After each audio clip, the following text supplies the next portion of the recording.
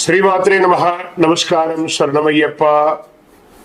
Sadhguru జ్యోతిషాలయం December నెల గోచార గ్రహస్థితులను దృష్టిలో పెట్టుకొని అన్ని వర్గాల వారిని దృష్టిలో పెట్టుకొని ఈ నెల జాతక పరిశీలన అనేది చెప్తున్నాం. 12 రాసులకి ప్రతి ఒక్కరికి జాతకం అంటే కూడాను నాకు ఎలా ఉంటుంది, ఆరోగ్యం ఎలా ఉంటుంది, వ్యాపారం ఎలా ఉంటుంది, ఉద్యోగం ఎలా ఉంటుంది, నా జీవితం ఎలా ఉంటుంది, నా రాజకీయం ఎలా ఉంటుంది, ఇలాంటి ఒక తాపత్రయంతోనే మనం పరిగెడుతున్నాం.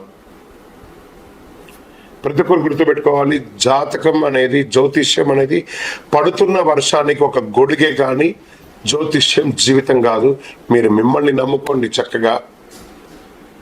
దాంతోపాటు మీ ప్రయాణంలో మీ ఒడిదుడుగులకి కాస్త జాతకాన్ని గుర్తుపెట్టుకోండి చాలు, కానీ జాతకాన్ని జీవితంగా భావించకండి. శరణమయ్యప్ప. జ్యోతిషాస్త్రరీత్యా ద్వాదశ రాశుల్లో 12వ రాశి అయినటువంటి మీనరాశి మిత్రులారా, మీరు పూర్వాభాద్ర నక్షత్రం 4వ పాదం, ఉత్తరాభాద్ర నక్షత్రం 1, 2, 3, 4వ పాదం, రేవతి నక్షత్రం 1, 2, 3, 4 పాదాలకు జన్మించిన మీరు మీనరాశి వారిగా పరిగణించబడుతున్నారు. ఈ నెల మీకు శుభాశుభ ఫలితాలు ఎలా ఉన్నాయి? 2వ శని నడుస్తుంది. రాహు అనుకూలంగా లేడు. బృహస్పతి 3వ ఇంట్లో, శని 12వ ఇంట్లో, కేతు 7వ ఇంట్లో, అంగారకుడు ఈ నెల 2 మరియు 9వ ఇంటికి అధిపతిగా తిరోగంలో ఉన్నాడు. చేపట్టేపడిన జాప్యం కలిగే విధానాలు పూర్తి చేస్తారు. సన్నిహితులతో సఖ్యత కలుగుతుంది. స్థిరాస్తి వివాదాల్లో పెద్దల సహాయంతో పరిష్కారం చేసుకుంటారు. కోర్టు వ్యవహారాలు మిశ్రమంగా ఉంటుంది. సంతానం యొక్క వివాహ ఉద్యోగాలు సానుకూలంగా ఉండే అవకాశాలు మాస ద్వితీయంలో కనబడుతున్నాయి.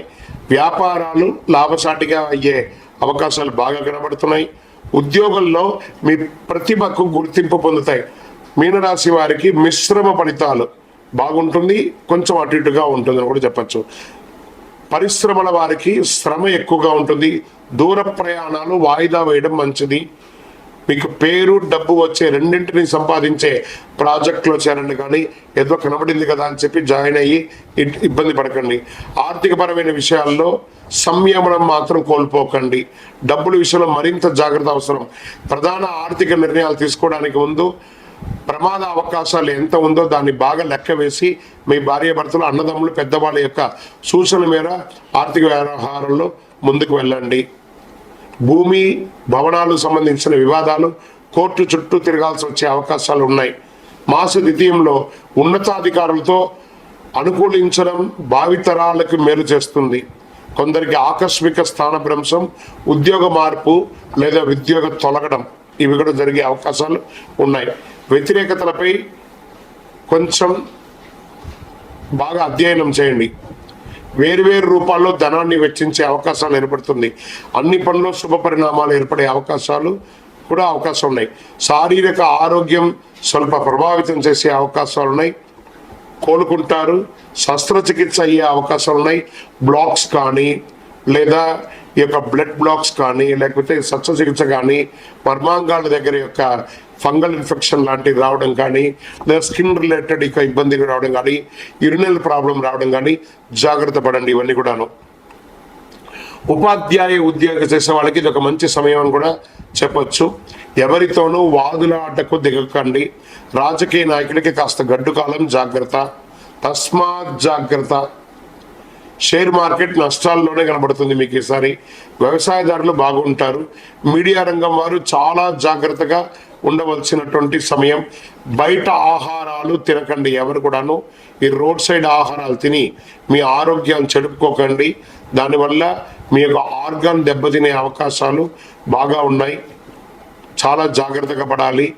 ఈ నెల మీకు అనుకూలమైనటువంటి రోజులు డిసెంబర్ 2, 5, 9, 12. చంద్రాష్టమం డిసెంబర్ 25 నుండి 27 1:55 వరకు మధ్యాహ్నం ఉంటుంది చంద్రాష్టమం. ఈ 2.5 రోజులు జాగ్రత్త. అదృష్ట సంఖ్య 4 మరియు 6 అని చెప్పచ్చు.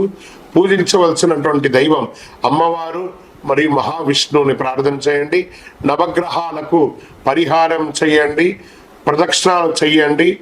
బుధవారం విష్ణు సహస్రనామ పారాయణ చేయండి. గురువారాల్లో దక్షిణామూర్తికి దీపం వెలిగించండి. మీ యొక్క వయసు ఎంత ఉందో అన్ని అతి శక్తివంతమైనటువంటి కరుంగాలి మాలను ధరించండి. ఆయురారోగ్య ఐశ్వర్యాలతో ఉంటారు. మీ వయస్సు ఎంత ఉందో అన్ని దీపం వెలిగించండి. నవగ్రహాలకు 48 రోజులు ప్రదక్షిణం చేయండి. విద్యార్థులకి చాలా యోగకాలంగా ఉంటుంది. ఎంత వీలుంటే అంత సైలెంట్గా ఉండడానికి మీనరాశి వాళ్ళ ప్రయత్నం చేయండి. విజయోస్తు. ఈ యొక్క ద్వాదశ రాశి ఫలితాలన్నీ పొందినటువంటి మన ఛానల్ ప్రేక్షక మిత్రులందరికీ కూడా శుభాకాంక్షలు. మీరు మా ప్రోగ్రామ్స్ అన్ని చూస్తున్నారు, కానీ సబ్స్క్రైబ్ చేయట్లేదు, ఎవరికి షేర్ చేయట్లేదు. మీకు ఇక్కడ పెట్టుకొని గురుగారు బాగా చెప్పారని అనిపించిందంటే మా ఛానల్ని సబ్స్క్రైబ్ చేయండి, ఇంకొక 10 మందికి షేర్ చేయండి. వందే మాత్రం, వందే మాత్రం, వందే మాత్రం. తిరుపతికి వచ్చినప్పుడు మన అయ్యప్ప స్వామి వారి 18 అవతారాల దేవాలయం బ్రహ్మశ్రీ డాక్టర్ చంద్రమౌళి గురుస్వామి గారు నిర్మించారు. మీకోసం అక్కడ మేము ప్రార్థన చేస్తూ ఉంటాం. మన దేవాలయం ఇప్పుడు నిత్య అన్నదానం అక్కడ జరుగుతుంది. తిరుపతికి వచ్చినప్పుడు అవకాశంలో మన దేవాలయం వచ్చి భిక్ష స్వామి వారి ప్రసాదం తీసుకోండి. శరణమయ్యప్ప, శరణమయ్యప్ప, శరణమయ్యప్ప. ప్రతి రాశికి ఈ యొక్క ఉపోద్ఘాతం కంపల్సరీ కింద యాడ్ కావాలి, కట్ చేయకూడదు. మళ్ళీ 90000777 నంబర్ మాత్రమే పెట్టండి. నా వ్యక్తిగత నంబర్ని పెట్టకండి, అది నాకు డిస్టర్బెన్స్గా ఉంటుంది. అందరూ దయచేసి కామెంట్స్ని ఆపేయండి. శరణమయ్యప్ప. అందరూ ఏమని అంటున్నారు? స్వామి అంటున్నారు. కనీసం మనకు గుడ్ మార్నింగ్, గుడ్ ఆఫ్టర్నూన్ కూడా చెప్పరు సివిల్లో. కానీ ఇప్పుడు మాల వేసుకోగానే నీకు నమస్కారం చేసేంత గొప్ప స్థితికి ఎదుగుతున్నావు అనంటే అదే తత్వమసి, నీలోనే స్వామి ఉన్నారు. చూసుకో, ఎక్కడ చూసినా నీవే అయ్యప్ప, సర్వంతర్యామి స్వామి అయ్యప్ప. శరణమయ్యప్ప.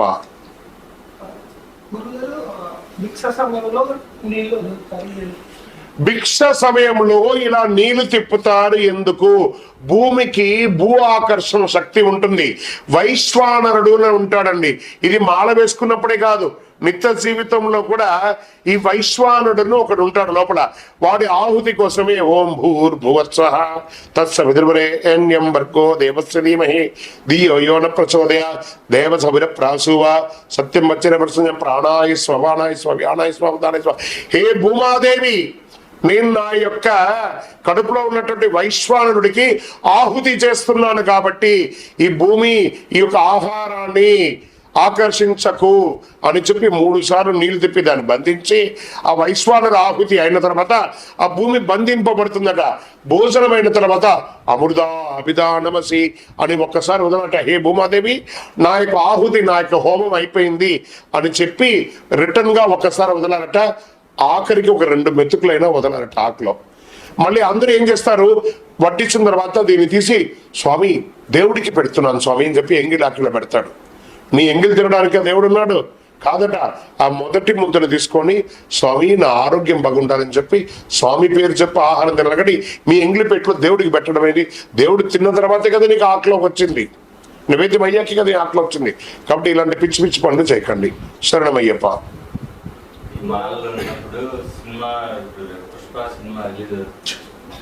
అయితే యూట్యూబ్ లో ఒక క్వశ్చన్ ఒక స్వామి చెప్తున్నాడు, ఆన్సర్ చేస్తున్నాడు. నేను వేరే గురుస్వామిని అడగాలి అని చెప్పాడు అనమాట.